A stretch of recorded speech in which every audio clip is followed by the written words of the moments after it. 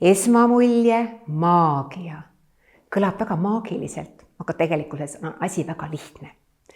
Esmamulje maagia on 2-päevane koolitus, kus me saame järk-järguliselt läbi treenida, kes me oleme, kellele me ennast tutvustame ja kuidas me tahame, et inimesed meid näeksid. See on täpselt sama mõte, nagu me loome online'i enda virtuaalset teisikut. Ja inimesed on ära täiesti unustanud, et nad ei oskagi seda ise teha. See on tasuta reklaami aeg. Sa ei maksa selle eest mitte midagi. Oled sa kuskil tutvustusringis, kas kuskil võrgustike kohtumisel või sa lähed tööintervjuule. See on alati üks osa, mis alati küsitakse.